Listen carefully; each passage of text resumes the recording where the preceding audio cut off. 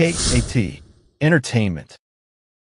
ကျေးလက်တရွာတွင်ဆင်းရဲသောလယ်သမားတဦးနှင့်သူ၏ဇနီးတို့သည်မိုးခေါင်ရေရှားသည့်နှစ်တွင်စိုက်ခင်းမှအသီးအနှံများမဖြစ်ထွန်းသဖြင့်ဒုက္ခရောက်နေကြသည်။တနေ့လယ်သမားသည်တစ်ပင်အိုကြီးတစ်ခုအောက်မှရွှေရောင်တောက်နေသောဖယုံသီးတစ်လုံးကိုတွေ့ရှိခဲ့သည်။ထိုဖယုံသီးကိုအိမ်ယူသွားပြီးစားကြည့်သောအခါအလွန်ချိုမြိန်ကာအာဟာရပြည့်ဝသည်ကိုသိရသည်။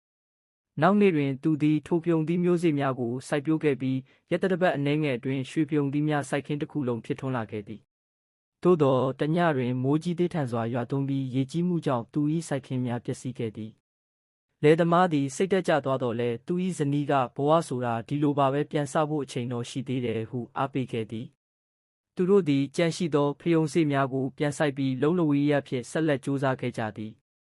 တစ်နှစ်အကြာတွင်သူတို့၏ရွှေဖယုံသီးစိုက်ခင်းမှာပိုမိုကြီးမားလာပြီးရွာတစ်ဝန်းလုံးအတွက်အဓိကအစားအစာဖြစ်လာခဲ့သည်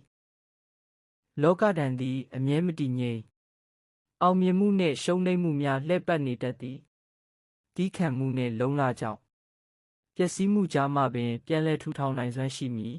။မိသားစု၏အားပေးမှုကြောင့်ခက်ခဲသည့်အချိန်တွင်အတူရပ်တည်သူများ၏စကားသည်အားအင်ဖြစ်စေသည်။လောကဓာတ်၏ပြောင်းလဲမှုကိုတီးခံခြင်းလုံလနှင့်မျှော်လင့်ချက်တို့ဖြင့်ရင်ဆိုင်နိုင်ပုံကိုရိုးရှင်းစွာမှတ်ထားသင့်ပါသည်။အဆုံးထိကြည့်ရှုနားဆူပေးတဲ့အတွက်အထူးကိုကျေးဇူးတင်ပါတယ်။